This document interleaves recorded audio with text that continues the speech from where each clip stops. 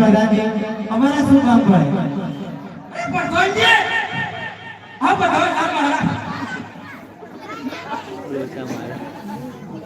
ગોર મહારાજ હા ગોર મહારાજ હા કોક આવ્યો બાર એ તમાર માતા આયો માતા એક કાકા ભાઈ